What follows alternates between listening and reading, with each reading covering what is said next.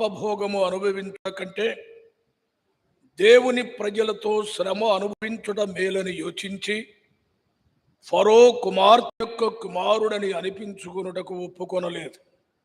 ఏలయనగా అతడు ప్రతిఫలముగా కలుగబోవు బహుమానమునందు దృష్టియుంచెను. ప్రభు తన వాక్య భాగమును దీవించున్నట్లు తలలు ఉంచితే ప్రార్థన చేసుకుందాం. దయగలిగిన మా తండ్రి, కృపగలిగిన మా నాయన, మీ పరిశుద్ధ పాదములకు స్తోత్రాలు వందనాలు చెల్లిస్తున్నాం. గొప్ప దేవా, ఈ సేవకుల సదస్సులో రెండవ దినము మొదటి భాగములోనికి మమ్మను తీసుకొని వచ్చి మీ దాసుల ద్వారా మీరు అందించిన దివ్యమైన మీ సందేశములను బట్టి, మాటలను బట్టి మిమ్మను స్తుతిస్తున్నాం. మరలా మీ మాటలు వినుట కొరకై మీ సన్నిధిలో కనిపెట్టుకుని ఉండగా నిలువబడిన మనిషిని మరుగుపరిచి సమయోచితమైన మీ మాటలను మా నోటికి అందించి మీ వాక్యము ద్వారా మమ్మును మా సేవను బలపరచుదురుగాకని ప్రత్యేకంగా చేరి వచ్చిన మేమందరము కూడా మీ మాటల వైపు దృష్టి నుంచి స్వీకరించేటట్లుగా మమ్మను సిద్ధపరచుమని ఈ మనవులు మా రక్షకుడు విమోచకుడైన యేసు క్రీస్తు అతి శ్రేష్టమైన నామమునే ప్రార్థించి వేడుకొనుచున్నాము తండ్రి, ఆమేన్. ప్రభునందు ప్రియులారా, నిన్నటి దినమున సేవకుని పిలుపు, సేవకుని పంపే విధానం, సేవకుని నోటికి దేవుడు తోడయ్యుంటాడని, అసలు సేవకునికే దేవుడు తోడయ్యుంటాడు అని, అంత మాత్రమే కాకుండా నిన్న మధ్యాహ్నం సెషన్లో కూడా ఎందుకు దేవుడు సేవకులను ఏర్పాటు చేసుకున్నాడు అంటే, ఐగుప్తులో నుండి తన ప్రజలను విడిపించడానికంటే చీకటిలో పాపములో ఉన్న వారిని ప్రభు వైపు తిప్పడానికంటే ఆత్మలను రక్షించడానికి దేవుడు సేవకులను ఏర్పాటు చేసుకున్నాడని చాలా శ్రేష్టమైన క్రమాన్ని పాత నిబంధనలో మోషే జీవితంలో మనం చూచాం. దేవుడు తోడుగా ఉన్నాడు కనుకనే, దేవుడు పిలిచాడు కనుకనే మోషేతో అన్నాడు, నీ మాటలు వారు విందురు అన్నాడు. దేవుడు ఏర్పాటు చేసుకున్న సేవకుడు మాట్లాడితే ప్రజలు వింటారు, అదొక మర్మం. ఏంటోనండి నా మాటలు ఎవరింటావు లేదండి, నేను చెబుతుంటే అసలు లెక్క లేకుండా ఉందంటే లోపం దేవుంది కాదు, అది మనదే, మన పిలుపుదే అని గమనించాలి. మరి ఈ దినమున దేవుడు పిలిచిన సేవకుని జీవితములో 3 రకములైన శోధనల గురించి పరిశుద్ధాత్మ దేవుడు హెబ్రీ పత్రికలో వ్రాయించాడు. మనం చదువుతున్నాం, ఈ భాగాలను బోధిస్తున్నాము, కానీ దైవ సేవకులకు ఇది ప్రత్యేకమైన సందేశం, ప్రత్యేకమైన మాటలు అని మనం గమనించలేకపోతున్నాం. నిన్నటి దినమున మోషే పిలుపును చూచాం, ఈవేళ సేవలో వచ్చే శోధన మనం చూడబోతున్నాం. మోషే జీవితంలో మొదటిగా కలుగుతున్న శోధన చదువుతారా? 24వ వచనం. మోషే పెద్దవాడైనప్పుడు విశ్వాసమును బట్టి ఐగుప్తు ధనము కంటే క్రీస్తు విషయమైన నింద గొప్ప భాగ్యమని ఎంచుకొని, ఈ మాట గమనించాలి. ఇక్కడ ధనము అనే మాట వచ్చింది. సేవకుని జీవితంలో శోధనకరమైనది ఏది అంటే ఏదండి? మీరు సౌండ్ రావట్లేదు అంటే మీకు డబ్బుతో పని లేదు అని అర్థమవుతుంది. మొదటి శోధన ధనము. ఏమనుకోవాకండి, సేవకుడు ఆత్మల పక్షమున ఆరాటము కంటే సేవకుడైన తర్వాత ఆలోచన చేసేది ఏంటంటే, మనకు ఏ వైపు నుంచి, ఎక్కడి నుంచి ఏ సహాయం వస్తుంది. నేను తప్పనను, ఉన్నదన్నట్టు చెప్తున్నానంతే. ఎవరికి వారు మనం ప్రశ్నించుకోవాలి. మొదటి శోధన ధనం. కానీ మన ప్రభు అయిన యేసు క్రీస్తు వారు తాను ఏర్పాటు చేసుకున్న ప్రియ శిష్యులను సేవకు పంపుతున్నాడు. సేవకు పంపినప్పుడు ఆయన ఫస్ట్ టైం చెప్తున్నాడు, మీరు వెళ్ళేటప్పుడు లగేజ్ ఏమీ తీసుకొని వెళ్ళొద్దు. సంచులు అన్నాడంటే పరసులు కూడా తీసుకొని వెళ్ళొద్దు అన్నాడు. వెండి కానీ బంగారము కానీ ఇవేమీ కూడా తీసుకొని వెళ్ళొద్దు అన్నాడు. అసలు ఈ ట్రైనింగ్ ఏంటో నాకు అర్థం కాల. ఆ దినాలలో మనం ఉంటే అంటాం, సార్ అనవసరం అన్నీ చెబుతున్నారు, అసలు దాని సంగతి చెప్పండి. ఒక్కొక్కరికి మీరు ఏదన్నా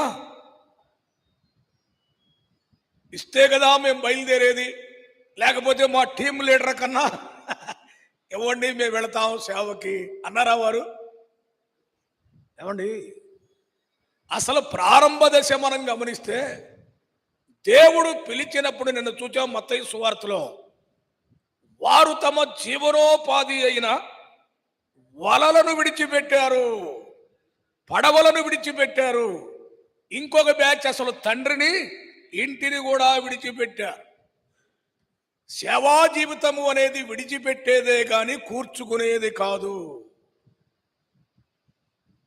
నాతో ఒక సేవకుడు అంటున్నాడయ్యా, ఏంటో సత్యంబాబు గారు ఎంతకాలం ఉన్నా ఎదుగు బదుగు లేదు, సేవకుడు అయ్యాను, 3 మోటార్ సైకిళ్ళు సంపాదించాను, నాకొకటి, పెద్దోడికి ఒకటి, రెండో వాడికి ఒకటి, సంస్థలో చేరాడండి. అవునన్నా అన్నా, అదేనా వాక్యం చెబుతుంది అన్నా. దాని జోలికి పోతే ఇక్కడ మనకి ఇచ్చేవాడు ఎవడు ఉన్నాడండి, ఈ మాటలకు ఏమొచ్చి అంటున్నాడు ఆయన. ధనమొక శోధన, భక్తుల జీవితాలు లేక దేవుని చేత పిలువబడిన వారు నష్టపడి వచ్చారు కానీ దీనికంటే లాభం కోసం వచ్చారా? సేవా జీవితం అనేది నష్టపడేదే కానీ సంపాదించేది కా. ఫిలిప్పీ పత్రిక 3వ అధ్యాయంలో పౌలు తన సాక్ష్యాన్ని చెబుతున్నాడు. నాకు ఏవేవి లాభకరములయ్యున్నవో వాటన్నిటినీ, కొన్నిటినా అన్నిటినీ పెంటతో అనే ఒక పదం వాడాడు, నష్టముగా ఎంచుకొనుచున్నాను అన్నాడు. దేవుని సేవ పిలుపు పని ఎంత గొప్పది అంటే ధనానికి ముడిపెట్టేది కాదు అది. ఇవాళ చాలామంది అంటున్నారు, మీరు 100 చెప్పండి సార్, డబ్బు లేనిదే సేవ జరగదు అంటున్నారు. ఏమో నాకు క్రొత్త నిబంధన అలాగే ఎక్కడా కనిపించడం లేదు. అందుకే యేసు ప్రభు వారు పిలిచినప్పుడే నేర్పాడు, ఏమివ్వలేదు వాళ్ళకి. ఏమండి, అసలు మీ దగ్గర ఉన్నది కూడా మీరు తీసుకొని వెళ్ళొద్దు, వెళ్ళిపోండి అన్నాడు. తరువాత తిరిగి వచ్చిన తరువాత అడుగుతున్నాడు, మీకు ఏమైనా కొదువాయనా? ఆ కొదువు కాకపోతే ఏముందండి, చేతిలో డబ్బులు లేకుండా పంపించారు. ఏముందండి, ఏం కొనుక్కోవడానికి లేదు, ఏమి తినడానికి లేదు, ఇంట్లో వాళ్ళకి అరటి పండ్లు తేవడానికి కూడా కనీసం ఏమి లేవండి, ఏమి న్యాయం అన్నారా? మీకేమైనా కొదువాయనా అంటే వారు ఏమన్నారు? ఏమియు, ఇది సేవ. నేను ఎలా చెబితే మీరు అంటారు, ఈ మాటలు చెప్పడానికంటే మీరు వచ్చింది ఇక్కడికి ఏదన్నా బెనిఫిట్ వచ్చే మార్గాలు చెప్పాలి కానీ, ఎందుకంటే అక్కడక్కడ కొంతమంది అడుగుతున్నారు, సత్యంబాబు గారు ఏదైనా ఒక గట్టి ఛానల్ ఉంటే మనకు చూడకూడదు అంటున్నాడు. ఛానలా? మన ఛానల్ అక్కడుంది, లోకం కాదండి. నన్ను ఒక పేరు చెప్పకూడదు, ఇంటర్నేషనల్ సంస్థ ఉంది చాలా సంవత్సరాల నుండి. అందులో 100 మంది సేవకులు ఉంటారు. చాలా మంచి సంస్థ, బ్రదర్ అండ్ డాక్టర్లోనే ఉంటుంది. అది బ్రదర్ సంఘాలుగానే ఉంటాయి. ఆస్ట్రేలియా నుండి ఒక దొరగారిని, బ్రదర్ని, తెలుగు స్పీకర్గా నన్ను పిలిచారు. అదేమిటో మరి అంతా సేవకులు కనుక దైవాత్మ ప్రేరేపణతో నేను మాట్లాడుతూ అన్నాను, ఈ సంస్థలు శాశ్వతం కాదు, మూసివేయబడతాయి. సేవకులారా, సంస్థల మీద ఆధారపడ్డారా? దేవుని మీద ఆధారపడండి. ఈవేళ ఉండొచ్చు, రేపు ఈ సంస్థలు మూతపడవచ్చు. అంటే ఆ సంస్థకు సంబంధించిన కమిటీ వారు ఒక చూశారు నన్ను. ఏదో మంచి మాటలు చెబుతావు అనుకుంటే ఏమంటున్నావు నువ్వు, మూతపడతాయని మా సేవకులకు చెబుతావు, వాళ్ళని బెదరగొడుతున్నావు అన్నట్టుగా చూస్తున్నారు. నేను ఎందుకో మరి దేవుడు పలికించాడు, గట్టిగానే చెప్పాను, మీరు మీ పనిని, స్వంత పనిని చేయండి, సంఘాలను స్థాపించండి, అప్పుడు మీకు నష్టం ఉండదు. ఈ మూతబడే దశ వచ్చిందన్నాను. అయిపోయిన తర్వాత నన్ను పట్టుకున్నారంతే. ఏమండి, వాళ్ళు నేను పిలిచి వాక్యం చెప్పమంటే వాళ్ళ సంస్థ మూతపడుద్దు అంటావా? అది ఏమి న్యాయం అన్నాడు. ఏమోనండి, దేవుడు చెప్పించాడు, నేను చెప్పాను అన్నాను. ఇప్పుడు ఆ సంస్థ మూతబడి ఉంది. ఆ సేవకులు అంటున్నారు, అన్న మమ్మల్ని కూడా ఏదన్నా అక్కడక్కడ మీరు వాడుకుంటే అంటున్నారు వాళ్ళు.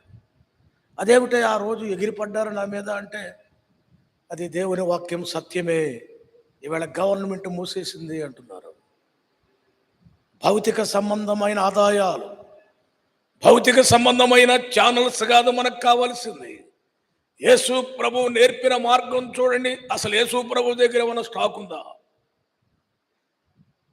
అప్పుడప్పుడు పంపుతాను అంటానికి ఏమన్నా స్టాక్ ఆయన దగ్గర పెట్టుకున్నాడా?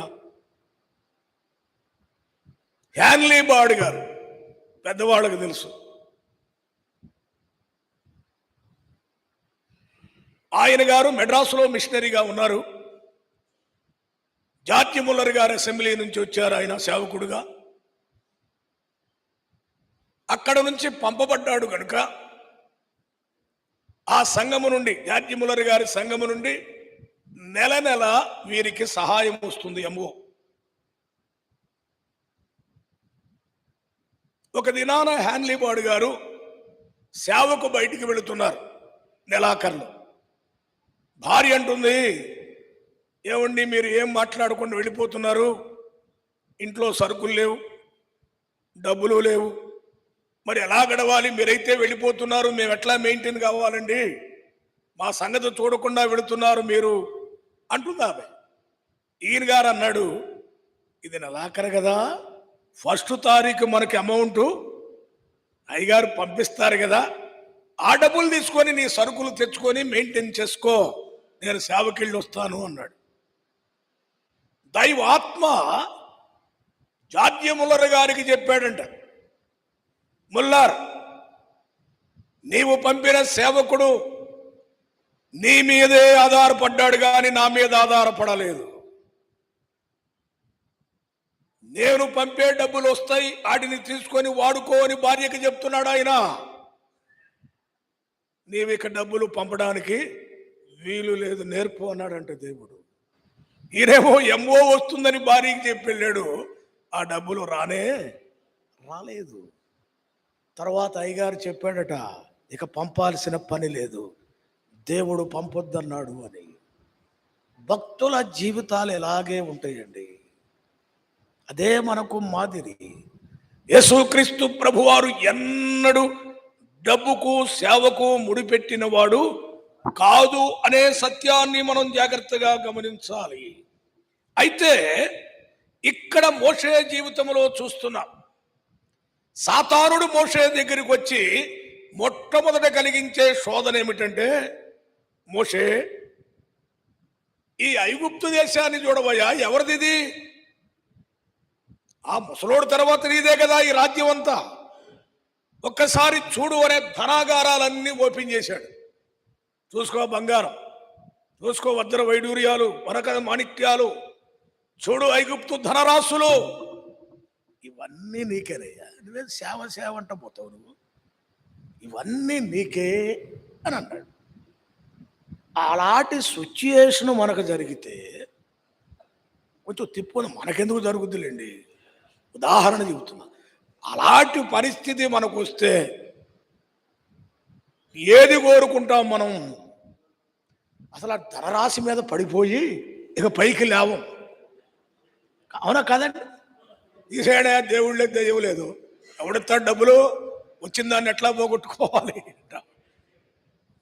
ధనం మీద ఉంటుంది మన ఆశ. నేర్చుకుందామండి, ఉండేది కొద్ది రోజులే. మనం దేవుడు అప్పగించిన సేవ నాణ్యమైనదిగా ఉండాలి. దేవుడు ఏర్పాటు చేసుకున్న సేవకుడు దైవ ప్రతినిధిగా ఉండాలి. దేవుడు ఏర్పాటు చేసుకున్న సేవకుడు ప్రజలకు, సంఘానికి మాదిరికరమైన వ్యక్తిగా ఉండాలి అండి. ఇప్పుడు మనం జాగ్రత్తగా చూడాలి. చాలా మంది అంటున్నారు, డబ్బుంటే కదంటండి ఎక్కువ ప్రోగ్రామ్స్ చేసేది. డబ్బుంటే కదా వస్తు వాహనాలు కొనేది, డబ్బుంటే కదా అని నేను మీకు మనవి చేస్తాను. ఈవేళ వచ్చినాయి సౌండ్ సిస్టమ్, అంతేనండి. ఇప్పుడు మనం ఏమంటున్నాం, ఏవైనండి సౌండ్ సిస్టమ్ లేకపోతే బోధ చేయడం పాడడం కష్టం అండి అంటున్నాం, అంతేనా? ఇదంతా 50 సంవత్సరాల నుంచి వచ్చినాయి ఇవన్నీ. మరి మొదటి శతాబ్దములో యేసుక్రీస్తు ప్రభువారు 5 రొట్టెలు 2 చిన్న చేపల సందర్భంలో ఎన్ని వేల మందికి ఆయన బోధించాడు? స్త్రీలు పిల్లలు గాక లెక్క కట్టారు, వాళ్ళు కూడా కలుపుకుంటే 20 నుంచి ఒక 25,000 ఉంటారు. యేసుక్రీస్తు ప్రభువారు ఏ సౌండ్ సిస్టంలో మాట్లాడారు?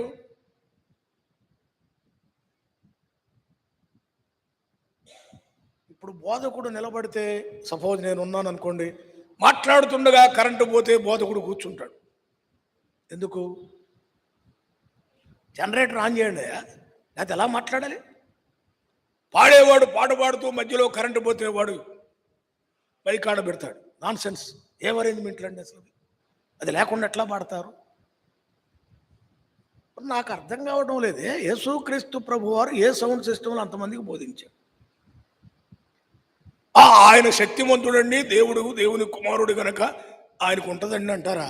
పేతురు గారు అపోస్తుల కార్యం 2వ అధ్యాయంలో పండుగకు వచ్చిన వారందరికీ బోధించాడు. ఎంతమందికి బోధిస్తే 3,000 మంది రక్షణ పొందారు? ఏ సౌండ్ సిస్టంలో మాట్లాడాడు? మన సేవ యాంత్రికమైన సేవ వేళ, ఆత్మశక్తి కలిగింది కాదు.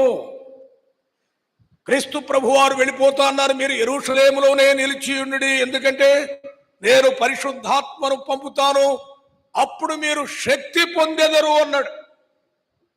భక్తులంతా శక్తి కలిగిన సేవ చేశారు.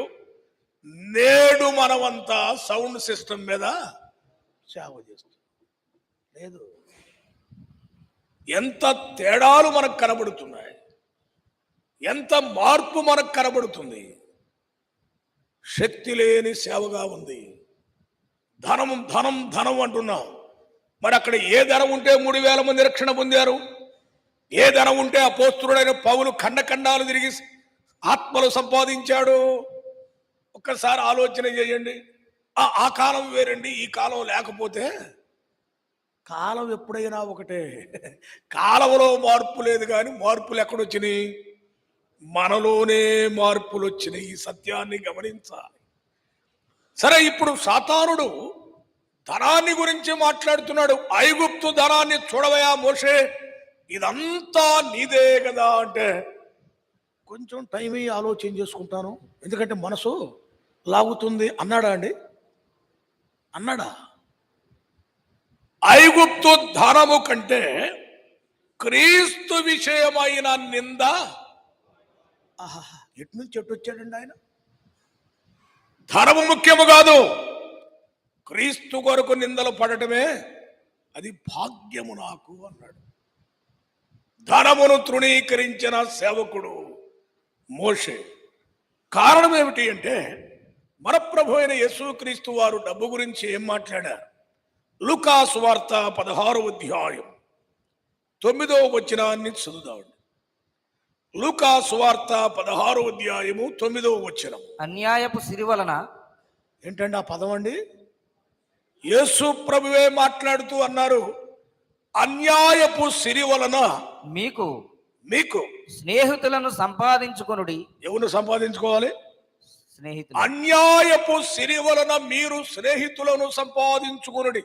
యేసుక్రీస్తు ప్రభువారు డబ్బుకు పెట్టిన లేక ధనానికి పెట్టిన పేరేంటంటే, దాని పేరు అన్యాయపు సిరి అన్నాడు. అన్యాయపు సిరి అంటే ఏదో అన్యాయంగా సంపాదించిందని కాదు. అక్కడ ధనము పేరే అన్యాయపు సిరి. మనీ అంటారు కదా ఇంగ్లీష్లో. మనీ అంటే ఫిల్ది అని అర్థం అంట, అంటే మలినమైంది. మనం కళ్ళకు అద్దుకుంటాం కాగితాలు, మనం అంటే మనం కాదు. డబ్బులు కింద పడితే ఇతరులు ఏం చేస్తారండి? అంటారు. ప్రభు అంటున్నాడు, అసలు ఇది మలినమైందిరా అంటున్నాడు. దాని పేరే అన్యాయపు సిరి. అది మీకు ఉండకూడదు. మీరేం చేయాలి అంటే, అన్యాయపు సిరి వలన మీరు స్నేహితులను సంపాదించుకోండి అంటే, ఎందుకనగా మీ దగ్గరున్న ఆ డబ్బు ఖర్చు పెట్టి స్నేహితులు అంటే ఆత్మలను సంపాదించుకోండి అన్నాడు. అర్థమైందండి? ఉన్న డబ్బును ఖర్చు పెట్టి ఆత్మలు సంపాదించమంటే ఎవరన్నా ఇస్తే సేవ చేస్తామని కాదు అక్కడ అర్థం. నీ దగ్గర నా దగ్గర అన్యాయపు సిరి ఉందంటున్నాడు దేవుడు.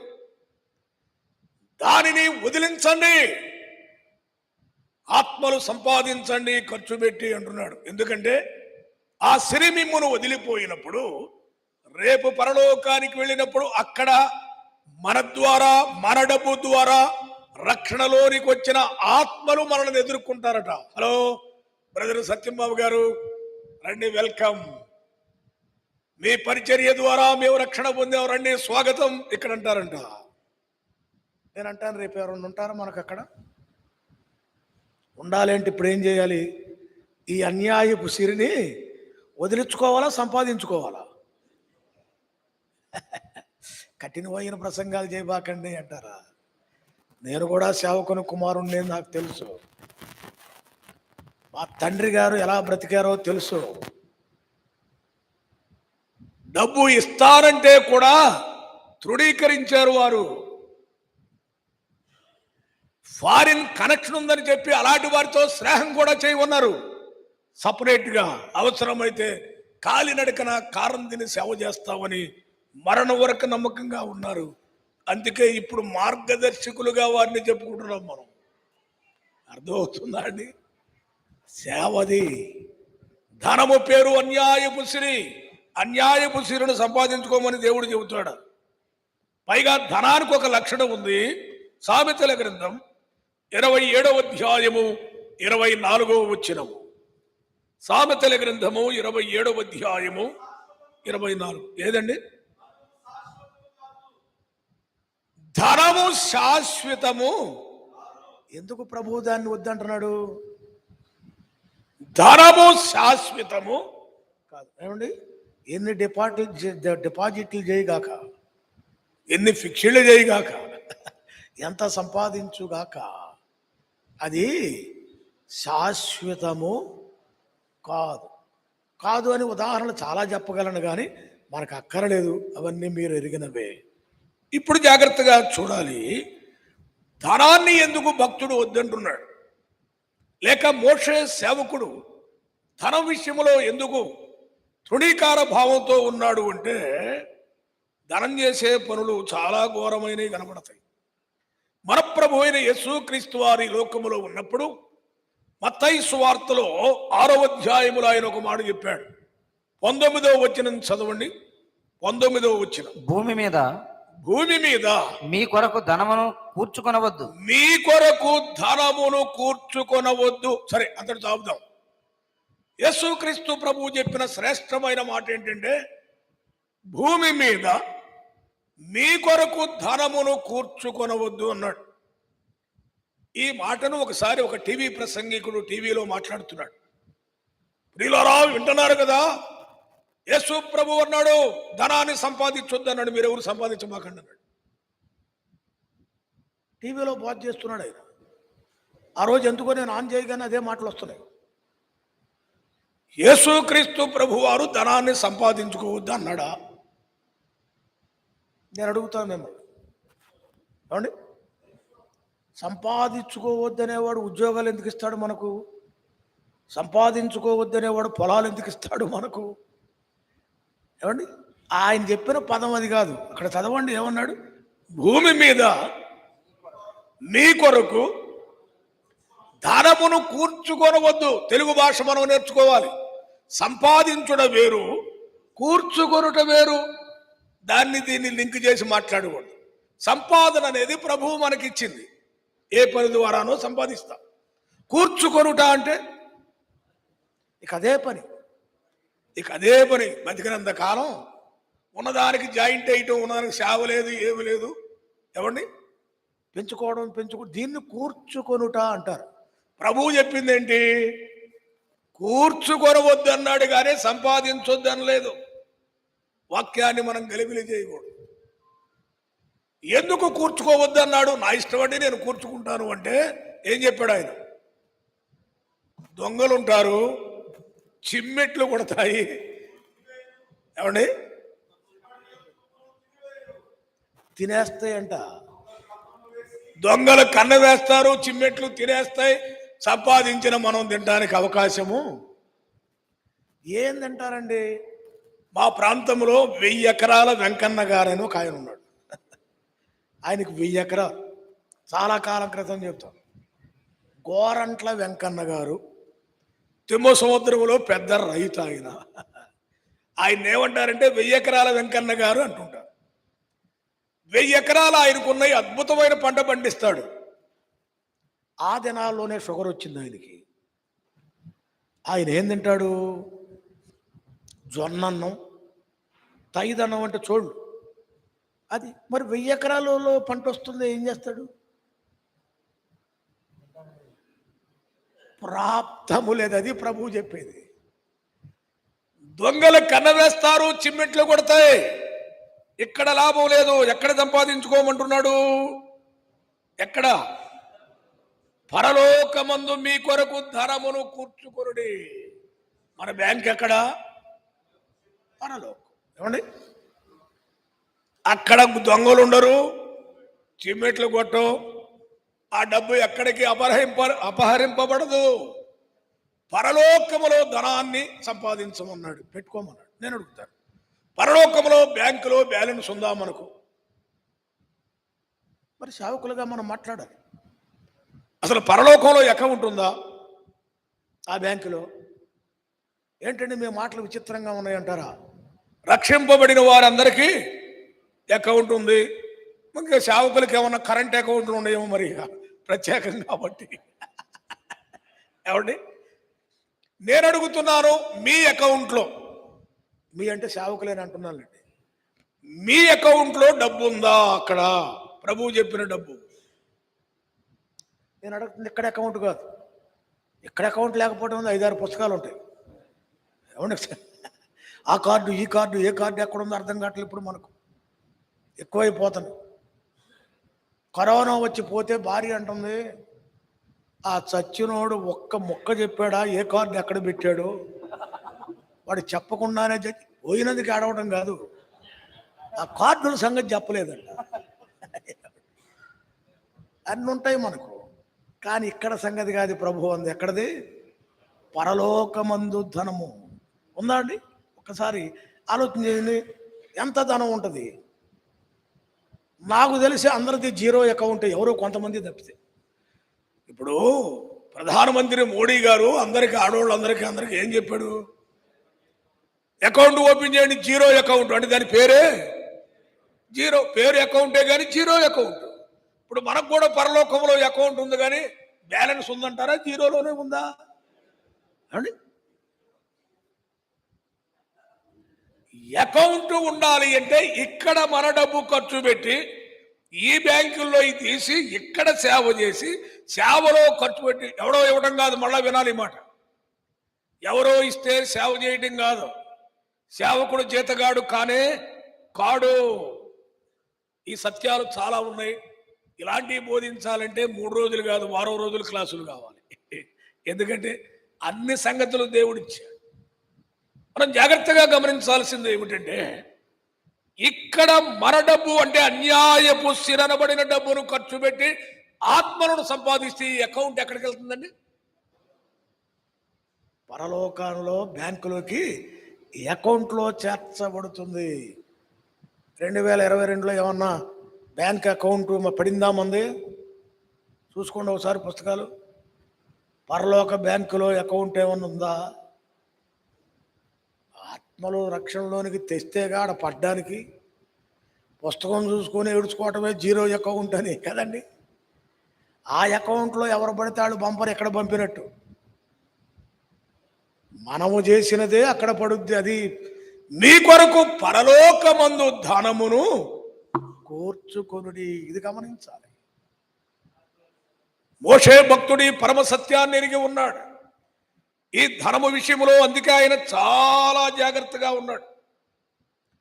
ప్రభు తన ప్రియమైన శిష్యులకు నేర్పింది కూడా అదే. అసలు వారు ఉన్న వాటన్నిటిని విడిచిపెట్టి సేవకు వచ్చారు.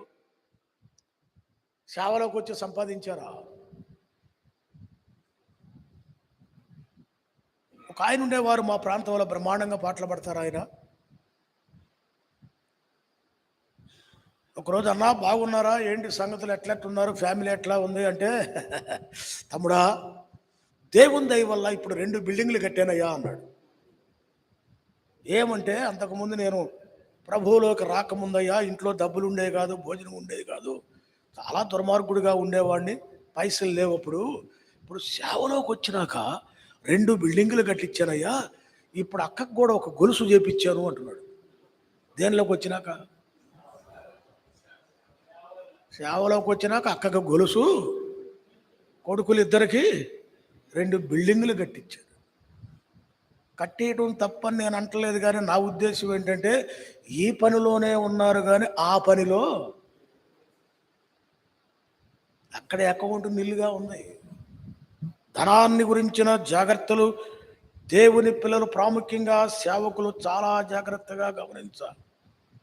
ఈ మాట అంటే సేవకులు అంటారు, ఎవరిస్తారండి ఇన్ని మాటలు చెబుతున్నావు, నువ్వు ఇస్తారా, మీ నాన్న ఇస్తారా, ఇంకెవరైనా ఇస్తారా, మేము సేవకులం కదా, ఎవరు ఇవ్వకపోతే ఎట్లా అంటారా? సేవకుడు ఎలా బ్రతకాలి అనేది ఆనందం గారి స్టేట్మెంట్ బైబిల్లో మీకు ఒకటి చెప్తా.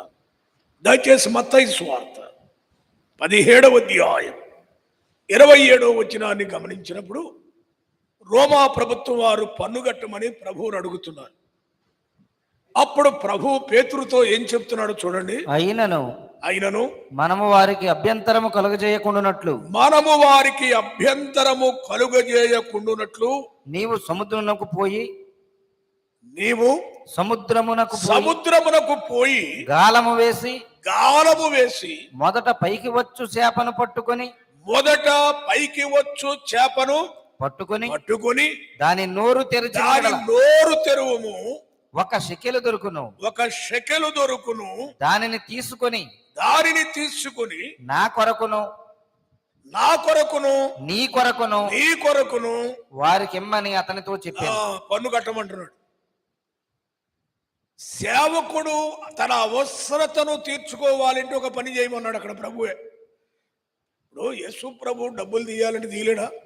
ఎట్లంటే రావండి పేతురు, అరే ఎవడే వాడు, ఒక షెక్కలేం కర్మయా, తీసుకో, వాడికి ఎన్ని కావాలి ఇచ్చేసాయి, మిగతాయి మన ఖర్చులు కొంచెం అనొచ్చుగా. లేదు కదా, ఆయన దగ్గర ఏం లేవు. ఆయన అలా మంత్రజాలం ఇంద్రజాలం చేయలే. ఆయన నీవు సముద్రమునకు వెళ్ళాలి, వెళ్ళేటప్పుడు ఏం తీసుకెళ్ళాలి? గాలము తీసుకొని వెళ్ళాలి, గాలము వెయ్యాలి. వేస్తే ఏం పడుద్ది? చేప వస్తుంది. మొదట పట్టుకొని దాని నోరు తెరవాలి, తెరిస్తే దాని నోట్లో ఏముంటుంది? ఏమండి నేను అడుగుతా, చేప నోట్లో డబ్బులు ఉంటాయా? పేరు చెప్పను కానీ ఒక పెద్ద బోధకుడు, టీవీ బోధకుడు, తెరల బోధకుడు, ఆయన మాట్లాడితే చేప నోట్లో ఉంగరం ఉందంటాడు. అందుకే ఎదుటోళ్ళంతా ఈ కట్టుకథలు ఎంతకాలం చెబుతూ ఉంటున్నారు ఆయన యూట్యూబ్లో. అంటే చేప నోట్లో ఉంగరం ఉంది, చేప కడుపులో డబ్బులు, ఇలాంటివి ఉంటాయండి. అసలు ఎందుకు ప్రభు ఆ సంగతి చెబుతున్నాడు అక్కడ? సముద్రం అంటే ఈ లోకం, గాలము వేయుట అంటే పర్సనల్ ఎవాంజలిజం, సువార్త ప్రకటించు. గాలం వేస్తే వెంటనే చేప పడుద్దండి? అలవాటు ఉందా ఏమండి? చిన్నప్పుడు ఎప్పుడు, నేను ఇప్పటికీ పడతా గాలం వేసి, నాకు ఇంట్రెస్ట్ అది, అదొక హ్యాబీ అది. ఏమండి ఈ సేవలో తిరిగి కొంచెం ఇబ్బందిగా ఉందన్నప్పుడు గాలం తీసుకొని వెళ్ళిపోతుంటాను, మరి బ్రదర్స్ని కలిసి వెళ్తాం కొంత ఇది మర్చిపోవడానికి. కానీ వెంటనే పడదు చేప. గాలం వేసిన తర్వాత ఏం చేయాలి? ఎదురు చూడాలి, నిరీక్షణ, ఓపిక అవసరం. ఒక్కొక్కటి పడినట్టుగానే ఉంటుంది, అడ్రస్ లేకుండా మేత తిని వెళ్ళిపోతుంటుంది. ఓపిక చాలా అవసరం. అంటే గాలం వేయట దేవుని వాక్యాన్ని బోధించి దాని ద్వారా ఆత్మను సంపాదిస్తే నీ పోషణ ఎక్కడి నుంచి వస్తుంది? దాని నోట్లు అంటే నీ సేవలో నీ ద్వారా రక్షింపబడిన వ్యక్తుల ద్వారానే నీవు పోషింపబడాలి. అది దేవుడు నేర్పిన క్రమం. సేవ లేదు, భారము లేదు, ఆత్మలు లేదు, మనకెవడు ఇచ్చేవాళ్ళు లేడంటండి, ఎప్పుడు పంపేవాడు ఏంటి, ఈసారి ఆలస్యం చేశాడు, మనకేదో బాకీ ఉన్నట్టు. అలాంటి మాటలు మాట్లాడితే ఎలాగండి? కష్టపడి పరిచర్య చేయాలి ఆత్మలలో నుండే. నిజంగా దేవుడు ఈ దినాలలో ఎందుకు ఈ బీజేపీ గవర్నమెంట్ను ప్రేరేపించి వచ్చే ఫండ్స్ అన్నీ ఆపుతున్నాడు? మనం వాళ్ళని తిడతాం, దుర్మార్గులండి, మతోన్మాదులండి, భయంకరులండి అంటుంటాం.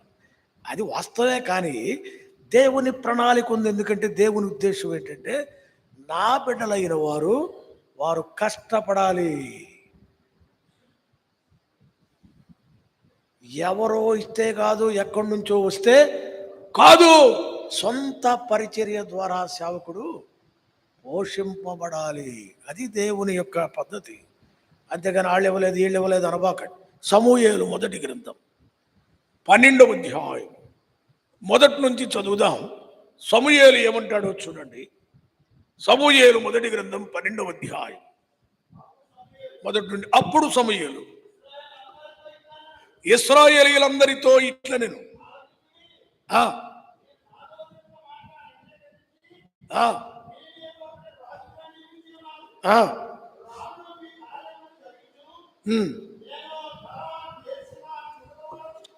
పన్నెండవ అధ్యాయమేనండి. చదవండి. అప్పుడు సమూయేలు ఇశ్రాయేలీయులందరితో ఇట్లా నేను ఆలకించుడి. చదవండి. నాకు కావాల్సిన మాట ఏమిటంటే, ఆయన నేను ఎవరి దగ్గర ఏం పుచ్చుకోలేదు అని ఒక స్టేట్మెంట్ ఇస్తాడు అక్కడ. ఇదిగో నేను నేనున్నాను, నేను ఎవని యొద్దనైనను. వినండి ఈ మాట, వినండి. ఒక ఛాలెంజ్ గా చెప్తున్నాడు ఆయన. నేను ఎవని యొద్దనైనను తీసుకుంటినా, ఎవని గార్ధబమునైనను పట్టుకుంటినా, ఎవనికైనా అన్యాయము చేసి తినా, ఎవరినైనా బాధ పెట్టి తినా, న్యాయము నాకు అగబడకుండా ఎవని యొద్దనైనా లంచము పుచ్చుకొంటినా, అలాగు చేసిన యెడల యెహోవా సన్నిధిని ఆయన అభిషేకం చేయించిన వాని ఎదుటను. నేనంటాను, మరి సేవకుడికి అవసరం లేదా ఆహార పదార్థాలు? సేవకుడికి అవసరం లేదా డబ్బులు? ఇశ్రాయేలీయులందరి ముందు ఛాలెంజ్గా అంటున్నాడు, నేను ఎవని యొద్దనైనా దేనినైనా అన్యాయముగా తీసుకున్నానా, తుదకు గార్ధవాన్ని కూడా నేను తీసుకోలేదు కదా అంటున్నాడండి. ఏమండి, ఎంత విశ్వాస పరిమాణములోనికి మనం ఎప్పుడు రాగలము? సేవా జీవితం అనేది పూల పాన్పు కాదు. సేవా జీవితం అనేది ఏదోలండి, గుండెల్లో నొప్పిగా ఉంది, బరువులు మొయ్యలేక వచ్చాను సేవలో కంటున్నాడు మా ప్రాంతంలో ఒక ఆయన. ఏమన్నా ఎప్పుడు వచ్చావు, ఎలా వచ్చావు సేవలోకి, ఏంటి నీ సేవా సమర్పణ విధానం అంటాయా? ఆయిల్ మిల్లులో ముఠా పని చేసేవాడిని, అవి మోస్తుంటే గోతాలు, గుండెల్లో నొప్పి వచ్చింది, అందుకని ఆలోచన చేశాను, ఇక ఈ పని మనకు పనికిరాదు, సేవ అయితే 4 ముక్కలు తేలిగ్గా చెప్పుకొని హాయిగా పెట్టింది తిని బట్ట నలగకుండా వచ్చాను. ఓహో, ముఠా సేవకుడువా నువ్వు, అట్లయితే ఖాళీ నువ్వు అని చెప్పింది. ఇప్పుడు ఉన్నాడు, ఎవరు పిలవండియా, నన్ను 2 ముక్కలు చెప్పించుకుండాయా నా చేత అంటాడు. సేవ అంటే అలాగనుకుంటున్నావా మనవాడిని? ఛాలెంజ్ జీవితం. ప్రభు చిత్తవతి మధ్యాహ్నం జ్ఞాపకానికి తెస్తాను. సేవకుడు అంటే సామాన్యుడు కాదు అని నిన్న తెలుసుకున్నాం మనం. సేవకుని యొక్క ఏర్పాటు సామాన్యమైంది కాదని తెలుసుకున్నాం. సేవకుని పరిచర్య కూడా అలాగే ఉండాలి.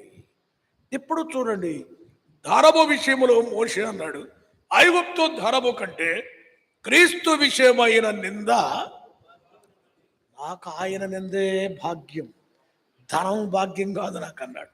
సరే అవన్నీ మీకు తెలుసు, నేను వివరించడం లేదు. సాతానుడు అమాయకుల్లా ఉన్నావా, నువ్వు చదువుకున్నావు కానీ జ్ఞానం తక్కువ, ఎవడు వదులుకుంటాడా డబ్బు.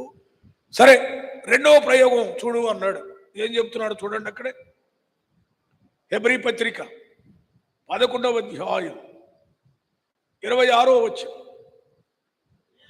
మోషే పెద్దవాడైనప్పుడు విశ్వాసమును బట్టి ఐగుప్తు ధనము కంటే క్రీస్తు విషయమైన నింద గొప్ప భాగ్యమని ఎంచుకొని అల్పకాలము పాప భోగము అనుభవించుట కంటే. సాతానుడు పెట్టిన రెండవ శోధన ఏమిటంటే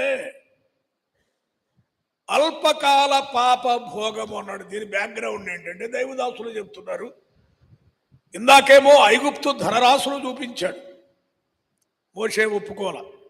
ఇప్పుడు ఎవరిని చూపెడుతున్నాడు? ఐగుప్తు రాజవంశానికి చెందిన కన్యకలు, రాజకుమార్తెలు, అందమైన యువతులను చూపెడుతూ అంటున్నాడు మోషే, ఒక్కసారి చూడవా కలర్ఫుల్ గా. ఈ రాజకుమార్తెలందరూ ఎవరి కోసం? నీ కోసమేనయ్యా, నీవే యువరాజు, నీ ఇష్టం అనుభవించుకోవడానికి వాళ్ళందరినీ ఒక్కసారి చూడన్నాడు. ఆ పదమే ఇక్కడ అల్పకాల పాపభోగము అని రాయబడింది. అంటే సేవకునికి రెండవ శోధన ఏది అంటే, మొదటిది ధనము, రెండవది ఏంటంటే ఆ భయంకరమైన మాట, స్త్రీ శోధన ఎందుకుంటుందంటారా? తప్పనిసరిగా ఈ రెండవ శోధన జాగ్రత్తగా మనం గమనించాలి. మహామహులైన వారు, ప్రపంచ బోధకులైన అనబడిన వారు, సభలను ఉర్రూ తొలగించిన దైవజనులు దెబ్బతింది ఎక్కడో తెలుసా? ఈ స్త్రీ శోధనలోనే. పేర్లు నేను చెప్పక్కర్లేదు, మీలో చాలా మందికి కూడా తెలుసు, పెద్ద పెద్దవారు. ఈ మధ్య ఒక అనకూడదు మన నోటితో, ఆయన పేరు రంజిత్ ఓఫీర్. పేరెందుకు చెబుతున్నాను అంటే ఆయనే యూట్యూబ్లో చెప్పుకున్నాడు కాబట్టి చెబుతున్నా. నేను శ్రీకృష్ణుడి కాదు కానీ నాది కృష్ణతత్వం అంట. అంటే కృష్ణతత్వం అంటే వందల మంది వేల మందితో కూడా కనెక్షన్ పెట్టుకోవచ్చు అంట. సరే, ఆ మాట అంటే భయంకరం. ఆయన మాట్లాడుతున్నాడు, నేను అంటే నా సంఘములో ఆడవాళ్ళకి చాలా ప్రేమ, నన్ను బట్టి ఆకర్షితులైన వారు 300 మంది ఉన్నారు. లెక్క చెబుతున్నాడండి ఆయన, 300 మంది ఉన్నారు అంటున్నాడు ఈ బోధకుడు. మార్కు బాబు అనేవాడు అడుగుతున్నాడు, ఆయన అసిస్టెంటే, అయ్యగారు అంటే అర్థం ఏమిటి, మరి వారి పట్ల మీ ఉద్దేశం ఏమిటి అన్నాడు. నేను ఏం చెప్తున్నాడు తెలుసా? అవును, నేనంటే ఇష్టపడి నా దగ్గరికి వస్తారు. వీడంటాడు, వస్తే ఏం చేస్తావు అన్నాడు. ఏమి చేసేది ఏమిటయ్యా, ఏమి చేయకుండా పంపిస్తే యేసేపు మీద నేరం పెట్టినట్టు రేపు నా మీద నేరం పెడుతుంది కనుక అన్నాడు. అంటే ఈడేమన్నాడు అంటే ఏందన్నాడు. అదే దాని అర్థం, నువ్వు చేసుకో. ఇంకా ఎవరైనా ఇంటర్నేషనల్ బోధకుడు అని చెప్పుకుంటాడు ఆయన, రంజిత్ ఓఫీర్ గారు. దేనిలో పడిపోయాడు? దేనిలో పడిపోయాడు? స్త్రీ శోధన. ఇలా చెబితే మనం అనుకుంటాం మన టైప్ వేర్లండి, వాళ్ళు ఎవరు మనకేముందంటారా? జాగ్రత్త సుమా.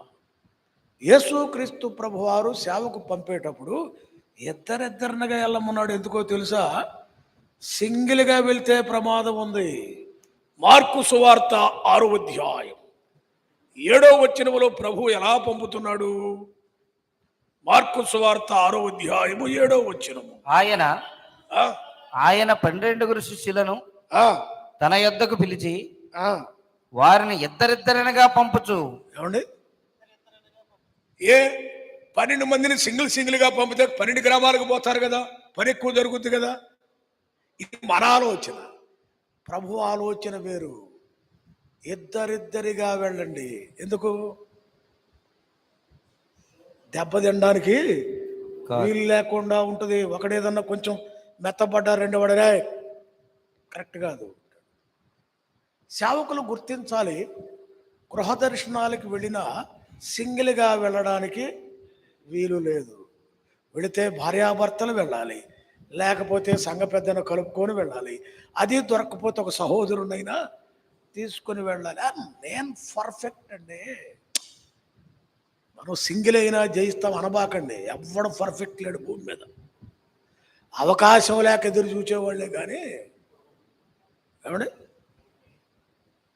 ఒకడు మాట్లాడుతున్నాడు మా ప్రాంతంలో, యోసేపు గనక పై వస్త్రాన్ని వదిలిపెట్టి పొతిఫరో భార్య దగ్గర పారిపోయాడు, కానీ నేనైతే ముందు అట్లా చేసేవాడిని కాదు అని. ఏం చేస్తావు అన్నారు.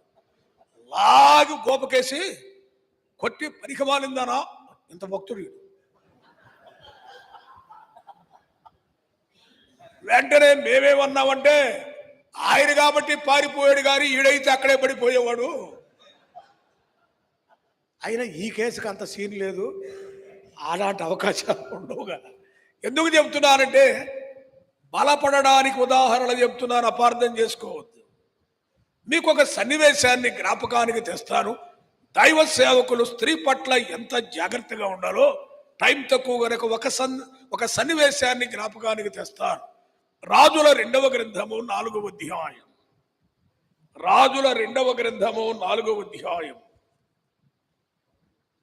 12-13 వచనాలు చదువుదాం. చూడండి, ఇక్కడ సందర్భం ఏంటంటే, మహాప్రవక్త ఎలీషా గారు షూనేమీయురాలు కట్టించిన ఆ పై గదిలో ఉంటున్నాడు ఆయన. మీరు జాగ్రత్తగా గమనించండి. ఎలీషా ఎప్పుడు వెళ్ళినా, ఎక్కడికి వెళ్ళినా ఒక్కడే వెళ్తారా, ఇద్దరు వెళ్తారా? ఏమండి, ఇద్దరు. సరే, భక్తులో సరైనోడో కాకపోయినది వేరే సంగతి. ఈ క్రమాన్ని గమనించాలి. ఇద్దరిగా వెళతారు. ఇప్పుడు కలిగే మేలేంటో చూద్దాం. ఒక దినమున ఎలీషా భోజనం చేసి మేడగదిలో ఉన్నాడు, అంటే చిన్న గదిలో. ఆయనకి ఏర్పాటు చేసిన మంచం మీద పడుకొని ఆయన అనుకుంటున్నాడు, ఈ షూనేమీయురాలు ఇంత ప్రేమ చూపించి ఇంత ఖర్చు పెట్టి పరిచర్య చేస్తుంది, ఆమెకు మనం ఏదన్నా మేలు చెయ్యాలి అని గెహాజీని పిలిచి షూనేమీయురాల్ని పిలువు అన్నాడు. గెహాజీ ఆమెను పిలిచాడు. ఆమె వచ్చింది. వస్తే ఎలీషా ఎలా మాట్లాడుతున్నాడు, ఎవరి ద్వారా మాట్లాడుతున్నాడు, అది మనకు చాలా అవసరం. చూడండి, అక్కడ 12వ వచనం. పిమ్మట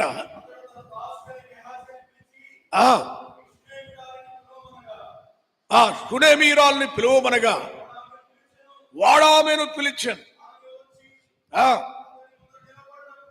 ఆమె వచ్చి అతని ముందర నిలువబడినప్పుడు అతడు,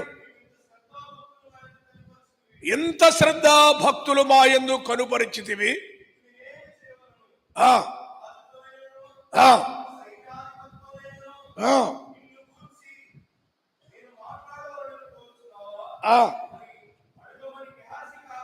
ఇక్కడే ఉంది కీలకం.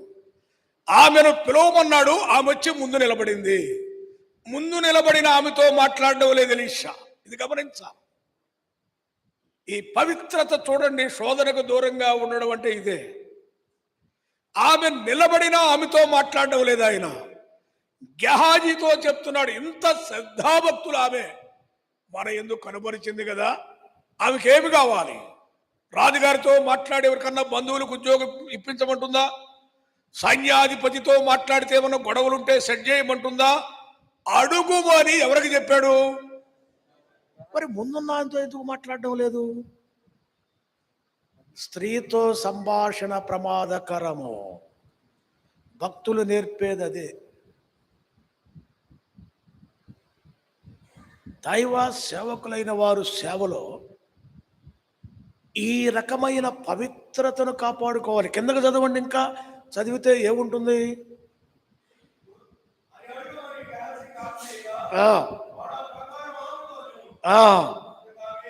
అందుకామె,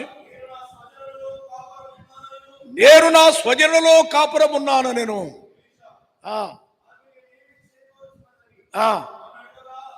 ఎవరిని అడిగాడు? డైరెక్ట్ స్పీచ్ లేదండి అసలు ఇక్కడ. అసలు ఎంత పవిత్రత అండి, అది అలవాటు చేసుకోవాలి. ఎలీషా ఎప్పుడు మాట్లాడినా గెహాజీ ద్వారానే మాట్లాడతాడు, కానీ ముందున్నా కూడా డైరెక్ట్గా మాట్లాడడం లేదు. అంటే దైవజనుడు ఎంత జాగ్రత్తగా తన జీవితాన్ని కాపాడుకుంటున్నాడో ఈ సత్యాన్ని గమనించాలి. టైం లేదు కనుక ముగింపులోకి వస్తున్నాను. రెండవ శోధన సేవకునికి మోషేకి ఏది? స్త్రీ శోధన, అల్పకాల పాపభోగం.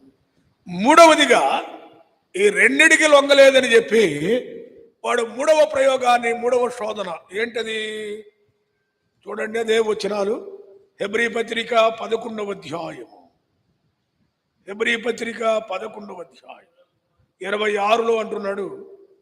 చదువుతారా అండి? ఆ ఫరో కుమార్తె యొక్క కుమారుడని అనిపించుకొనుటకు మూడవది, దీనినే జీవపు డమ్ము అంటారు. మోషే డబ్బు చూపెడితే అక్కర్లేదంటావయ్యా. రాజవంశానికి చెందిన రాకుమార్తెలను చూపెడితే అక్కర్లేదంటావు అమాయకుడా. మూడవది ఏంటి? అసలు నువ్వెవరవో తెలుసా నీకు? నువ్వెవరవి? ఫరో కుమార్తె యొక్క కుమారుడివి, ఐగుప్తు దేశానికి కాబోయే యువరాజువి. నీ స్టేటస్ అది. ఒక్కసారి పైకి తీసుకెళ్ళాడు. నువ్వెవరవో చూసుకో అంటే హెచ్చించాడు, కనపరుస్తున్నాడు.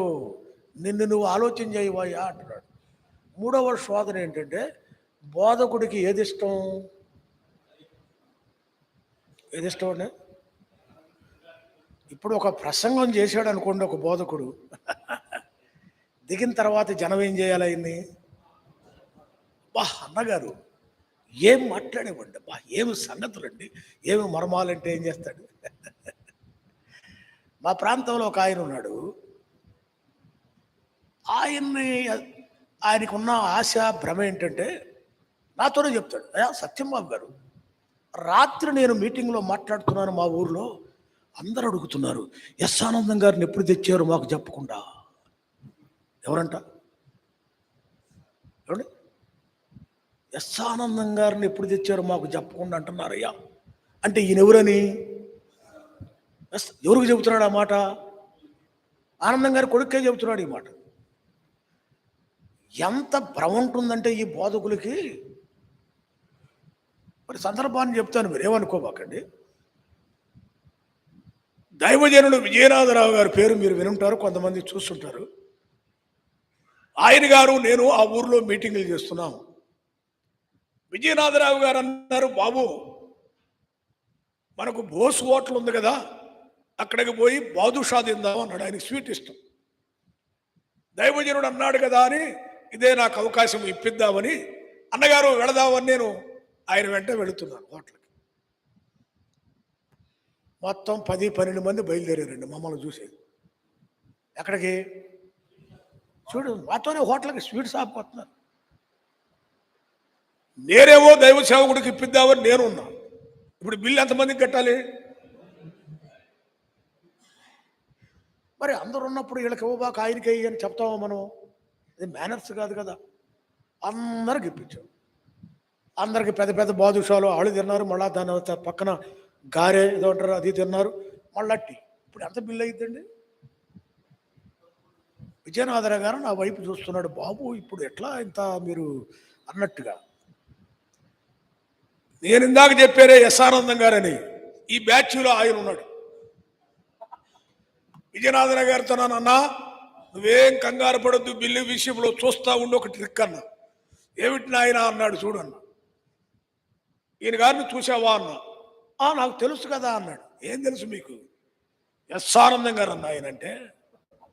అందరు ఇప్పుడు ఆయన్ని ఎస్ ఆనందం గారు అంటున్నారు. ఆయన మాట్లాడుతుంటే ఈయన అన్నాడు, అయ్యా నా ప్రసంగాలు క్యాసెట్లు కూడా తీసుకుంటున్నారయ్యా, స్టూడెంట్లు అందరూ కూడా ఎస్ ఆనందం గారు వచ్చాడు అంటున్నారయ్యా అంటున్నాడు. అంత పేరుందండి ఆనందం గారు ఉన్నాడు అనగానే ఆయన అంటున్నాడు, ఇదిగో బోసు బిల్లు అబ్బాయి దగ్గర తీసుకోబాక, మొత్తానికి బిల్లు నేనే ఇస్తాను. విజయనాథరావు గారు పడిపోతున్నాడు. ఏమిటి బాబు నీ ట్రిక్ అని. తెలుసన్నా విద్య. దేనికి పడ్డాడు ఆయన? ఏమండి, బోధకులు పడే మూడో దెబ్బ ఏది శోధన అంటే పొగడతా. ఒకవేళ ఎవరో పొగడలేదనుకో, ఈయనేమంటాడు, ఏంటి నా వరుస ఎట్టుంది, నా వరుస అడిగితే బాగలేదు అంటాడండి ఎవడన్నా?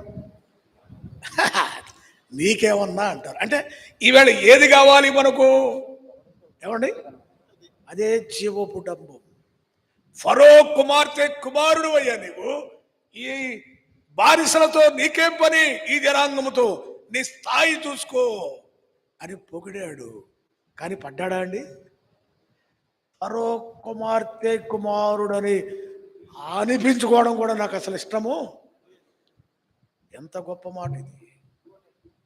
సేవకుని లక్షణాలు, సేవకుని శోధనలు 3 క్లుప్తంగానే, సమయం మరి సఫిషియెంట్గా సరిపోలేదు కనుక మీరు సేవకులు ఇంకా బాగా మీకు తెలుసు కనుక జ్ఞాపకానికి తెస్తూ ఉండగా, ఈ 3 విషయాలలో సేవకులు జాగ్రత్తగా ఉంటే ప్రభు అత్యధికమైన రీతిలో ఆ వ్యక్తులను, ఆ పరిచర్యను ఆశీర్వదించి వర్ధిల్ల చేస్తాడు అని ప్రభు పక్షంగా నేను మనవి చేస్తూ ముగిస్తున్నాను. దేవుడి వాక్యములను మనందరి కొరకై దీవించునుగాక. ఆమేన్. తలలు వంచండి, ప్రార్థన చేసుకుందాం. దయగలిగిన మా తండ్రి, మీ పరిశుద్ధ పాదములకు స్తోత్రాలు, వందనాలు చెల్లిస్తున్నాను. ఈ దినమున 3 వర్తమానములు మీరు మాకు అందించారు ప్రభు. ప్రతి మాట మా హృదయాలలో భద్రపరుచుకొని జీవితాలలో నెరవేర్చుకుంటూ ఈ కడవరి దినములలో నమ్మకమైన సేవను చేసేటట్లుగా మమ్మల్ని అందరినీ సిద్ధపరచుదురుగాకని, తిరిగి మధ్యాహ్నపు సెషన్ కొరకు మమ్మల్ని సిద్ధపరచుమని చక్కని ముగింపునిచ్చినందుకై ఘనత, మహిమ, ప్రభావములు మీకే ఆరోపిస్తూ ఈ మనవులు మా రక్షకుడు, విమోచకుడైన యేసుక్రీస్తు శ్రేష్టమైన నామమునే ప్రార్థించి వేడుకొనుచున్నాము తండ్రి. ఆమేన్.